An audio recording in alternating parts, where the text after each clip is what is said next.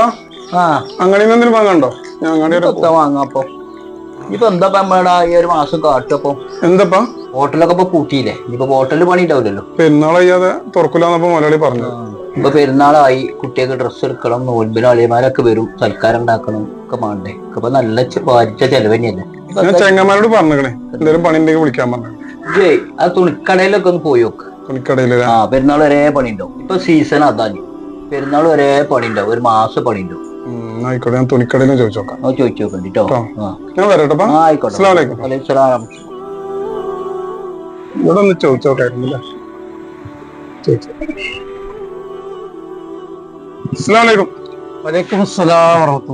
നമുക്ക് നോക്കണ്ടേ? ഞാന് തുണി എടുക്കാൻ വന്നല്ല, ഇവിടെ എന്തെങ്കിലും പണി ഉണ്ടോന്ന് അറിയാൻ വേണ്ടിട്ട്. നിങ്ങളെ വീട് എവിടെ? വീട് ഇവിടെ അടുത്ത് തന്നെ. ഇതിന്റെ ഇടയ്ക്ക് ഏതെങ്കിലും കടയില് തുണിക്കടയിലൊക്കെ നിന്നിക്കണോ? ഞാൻ തുണിക്കടയിൽ നിന്ന് പരിചയമില്ല, ഞാൻ ഹോട്ടൽ പണിയായിരുന്നു. അപ്പൊ റമദാനായപ്പോ കട പൂട്ടിയപ്പോഴേ പണി ഇല്ലാതായി. അപ്പൊ ഇനിയിപ്പോ പെരുന്നാളൊക്കെ ഇറങ്ങിയാറാണ്. അപ്പൊ എന്തെങ്കിലും ഒരു മാസം എന്തെങ്കിലും കിട്ടുമെങ്കിൽ ആളെനിക്കൊന്നും ആവശ്യമില്ല. കാരണം ഇനിയിപ്പോ പെരുന്നാള് വരെ കുറച്ച് കച്ചവടത്തിന്റെ ടൈമാണ്. അപ്പോ പെരുന്നാള് വരെ നിങ്ങൾ എന്റെ ഒപ്പം നിൽക്കി. എനിക്ക് പെരുന്നാൾ വരെ കിട്ടിയാൽ മതി. ശമ്പളത്തിന്റെ കാര്യമൊക്കെ പിന്നെ അതൊക്കെ നിങ്ങൾ കണ്ടറിഞ്ഞ് എന്താ ചെയ്താണ്. അത് നമുക്കൊരു കാര്യം പണി തന്നെ വലിയ. അപ്പൊ ഒരു കാര്യം ചെയ്യങ്ങള് ഇമ്മനെ കേറിക്കോളി. എന്നിട്ട് ആ മാക്സ് തുണി കാര്യങ്ങളൊക്കെ ഒന്ന് ലെവലാക്കി ഞാനും കൂടി തരാം. ആയിക്കോട്ടെ കേട്ടോ. എന്തെങ്കിലും ഡൗട്ട് ഉണ്ടെങ്കിൽ എന്നോട് ചോദിച്ചാൽ മതി. ആയിക്കോട്ടെ.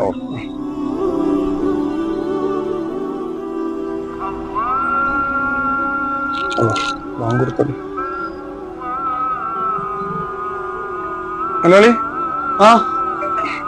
എന്ത് മലയാളി ബാങ്ക് കൊടുക്കട്ടെ, എനിക്കൊന്ന് പള്ളിയിൽ പോണായിരുന്നു. പള്ളിയിലോ? ഇവിടെ ഇത്രയും പണി ബാക്കിയാക്കിട്ട് വേണം ഇപ്പൊ പള്ളിയിലേക്ക് പോവുക. എനിക്ക് ക്യാപ്പ് ഉണ്ടാവും, ഇവിടെ നിസ്കരിച്ചാൽ മതി കേട്ടോ. ശരി മലയാളി.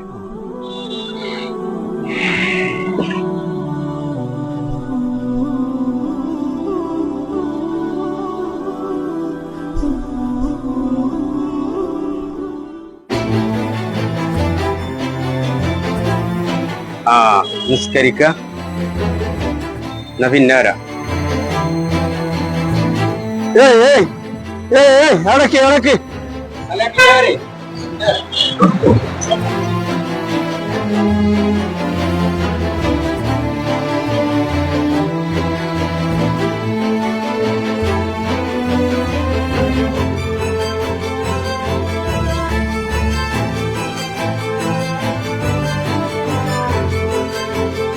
മലയാളി അല്ലെങ്കിൽ എന്റെ ഈ പരിപാടി ഇതൊന്നും ഇവിടെ നടക്കൂല. അത് നിസ്കാരം കാര്യങ്ങൾ പേടിച്ചിട്ടാക്കുക. പന്റെ കാരണം കൊണ്ട് ഇപ്പൊ ഒരു കസ്റ്റമർ ഇറങ്ങിപ്പോയതുകൊണ്ട് ചേച്ചി, അല്ലെങ്കിൽ തന്നെ അപ്പോഴും ഇപ്പോഴും ഒരു കച്ചവടമുള്ളൂ. അപ്പൊ പന്റെ കാരണം കൊണ്ട് ഇറങ്ങിപ്പോയില്ലപ്പോ ഇതൊരു കാര്യം ചെയ്യും, അന്നത്തെ കൂലി വാങ്ങിയത് ജെവക്കെ പോയിക്കോ. ഈ പരിപാടി ഇവിടെ നടക്കൂല. ശരി മലയാളി.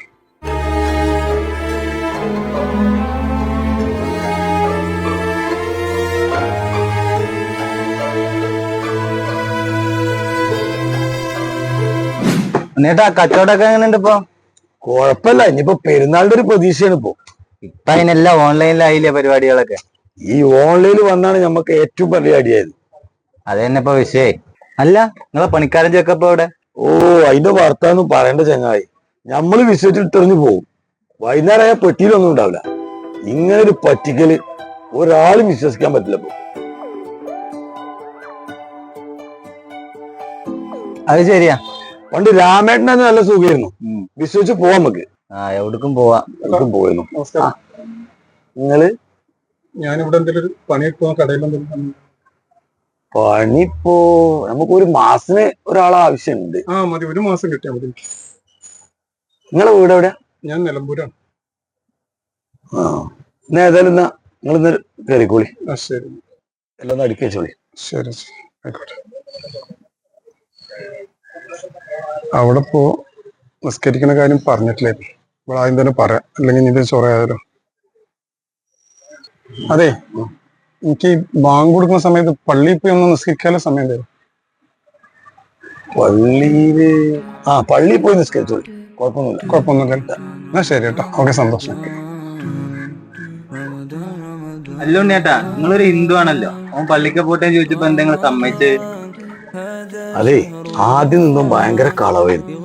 ഇപ്പം പിന്നെ 5 നേരം നിസ്കരിക്കുന്ന ആളാ. അവൻ പള്ളി പോട്ടെ എന്നാ ചോദിച്ചത്. അപ്പൊ ഇവന് വിശ്വസിക്കാം. يا رحمن أعن على الصيام أعن على القيام في شهر رمضان يا الله يا رحمن يا رحيم يا كريم يا غفار يا حنان